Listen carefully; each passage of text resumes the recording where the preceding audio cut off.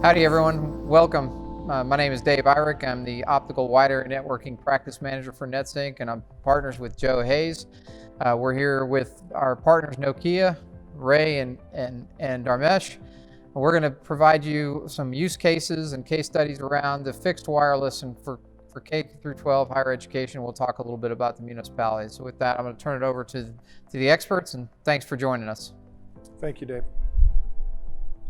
So as we start to see more and more students being challenged in today's environment, that they're no longer in the classroom doing work, that they're now residing at home, a lot of these students don't have the access to the internet that they used to have within the school. So we've come up with our partners with Nokia here to come up with solutions to be able to bridge that gap that we no longer see students in the classroom, they're at home. How do we get to these students to be able to get them the education that we need?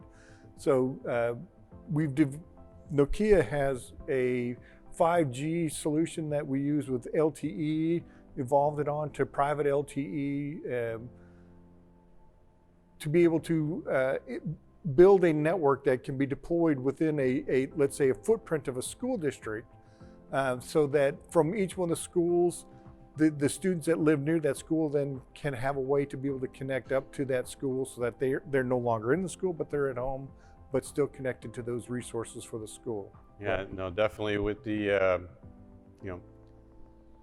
what we went through with COVID-19, Nokia, when we looked at how can we help the different verticals and businesses, and when we started looking at the K through 12, fixed wireless was really one of the solutions, really not a new solution, but then having a private LTE fixed wireless solution with the introduction of CBRS in 2020 was really the catalyst to forming a solution that we've been working with a lot of school districts to how to get one was addressing the e-learning. How do we get to these students that are not able to come into school anymore? But even beyond e-learning, what we realize it's really a digital divide. And then for the homework gap as well, trying to address that. So Nokia, looked at our portfolio of solutions, and with the introduction of CBRS, we found that fixed wireless addressed the need of the school districts. And what were we trying to address? What they really want to do was extend their IP network. How do we take our existing IP network and some of the content control, what websites the kids can go to, how to communicate, how to do the Zoom calls, but within their own IP network. Fixed wireless was really the best solution, and Dharmesh, if you can explain a little bit more about fixed wireless. So fixed wireless is a tool that we can use within the private LTE domain, where every house, every location, we can have a small device that is connecting through wirelessly to a private LTE network access point, and that small device that you're connecting through in your house can provide a Wi-Fi connectivity or directly the private LTE connectivity to different users.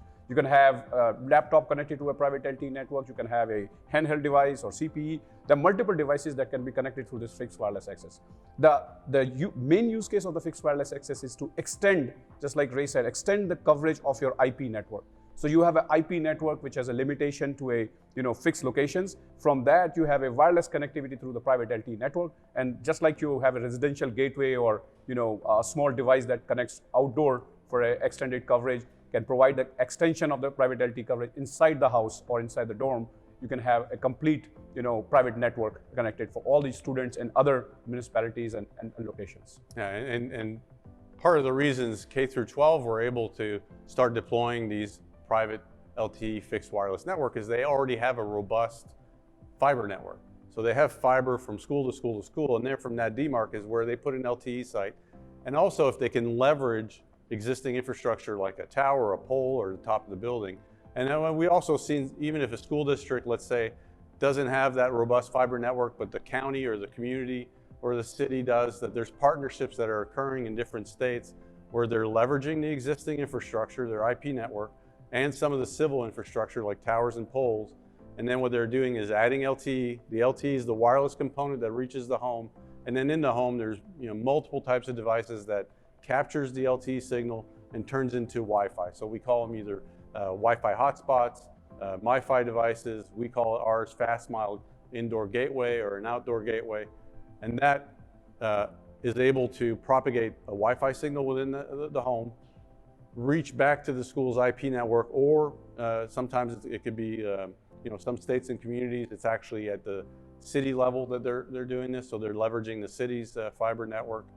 And then they're providing exactly the same type of service they were providing in the home as if they were in the school. Yeah, and I think you pointed out a good topic here. When we look at having all these schools connected to one another where they have their own fiber rings, we have municipalities with their own fiber rings, that we bridge those together so that now more and more students can be reached as they sit at home. Absolutely. And that was the challenge that we were given by a lot of school districts. Some school districts, right after COVID, the only solution they had access to was the carriers' MiFi or Wi-Fi hotspots. And some deployed 2,000, 3,000, 4,000 of these Wi-Fi hotspots. And they're saying, look, we need a different solution. Though they may be on unlimited plans, there's data throughput issues, throttling, and then also being able to control the content and the devices seeing access to that. So, that's one of the challenges, is how do the schools react to the need? And that's when we came up with, look, fixed wireless is probably the best way, especially with CBRS being available. But we've seen different school districts are implementing it. At some level, it's the county or the city. And then in other states, there was an RFP out by North Carolina, which they were actually looking at it not a K through 12, but K through 20. So they're looking at the whole education system and trying to address the digital divide there, not just for the K through 12, but also K through 20. And I believe New Hampshire looked at it at a statewide level as well. Yeah, so it makes a great partnership between Nokia and Netsync, where we have a lot of these school districts that we work closely with. We work a lot with municipalities, and now that we have this new challenge, we work very well together. Absolutely. So let's look at the applications. Some of these applications that we can deploy besides the broadband connectivity. So the basic application is obviously the broadband connectivity between different users. So when the students at home, teachers at home, they can have a data connectivity. But besides that, we can also have a voice communication, next generation, augmented or virtual reality based type of application that we can connect the students with. Suppose you have a 3D images coming up on the screen of a teacher in a house, and she wants to show the same thing to the students. They can have a augmented reality glasses. They are connected on a private LTE network, and they can have 3D visuals of those kind of trainings or classes itself. Yeah, and that's been the interesting part. Really, in higher ed, pre-COVID-19, we were looking and focusing on the use cases that were more IoT based, autonomous vehicle. What he talked about, the AR, VR, and smart classrooms. But really, some of them, some basic ones, many higher ed are facing with the blue phones. These emergency phones that now are, they're really phone booths, really, and in some states, they're being cut back. So the universities were looking at, hey, we need a new solution, and it could go wirelessly over Wi-Fi or public LTE. But when we started working with them on saying, look, you can have a two-way video now. You can have not just there for security, but you can also use it for advertising. Now they're looking at a digital blue phone, which would have wayfinding, other information about the university, but they're also looking at it from a use case that they could actually use it for advertising as well. So almost a revenue generation. So there's many different use cases in the IoT world. And really it's about knowing, yes, some of these would work on Wi-Fi or would work on a public LTE or Ethernet, but private LTE could bring them either the higher security than Wi-Fi, or in some cases in a campus environment, it's more cost efficient to deploy, because you need less LTE APs than Wi-Fi APs, usually 1 to 5 or 1 to 7. And then some of them, it's about cutting the cable. They don't want to have to run Ethernet cable throughout their campus, so they look to a private LTE solution. So, and then in the K through 12, there's other use cases such as school buses. If they've deployed a fixed wireless solution and they're getting broadband to the students, they're getting broadband to the teachers, well, now that network, they can start stacking use cases on there. They can start using it for their school buses. Now, some of them may have IP camera on there, and they're just recording whatever's occurring on the bus, and then when they get back to school, they download the information. Now they can go live streaming with these school buses, where they can, have a higher level of security and trust, I guess, with these IP cameras, where the private LTE will provide the security, the throughput, and potentially the reach. Especially when there's some incidents happening in the buses and all that. You want to see what exactly happened right away. And some emergency happens, people can trigger different source of information to either public safety department, like police department. There's a accident happened or something, or to if there is a medical emergency, you can direct it to the medical department as well, to the hospitals and all that. Yeah. So those are the added advantages that when you deploy the private LTE in the campus areas and other areas as well.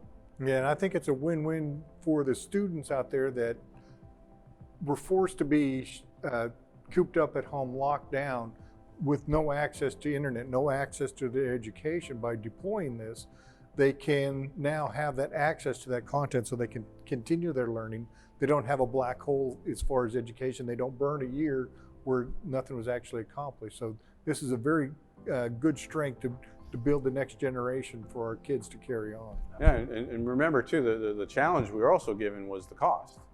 So, when looking at it, yeah, the technology is great and it provides what they needed, but they also wanted a TCO that was less than what they're paying for the MiFi or the Wi-Fi hotspots.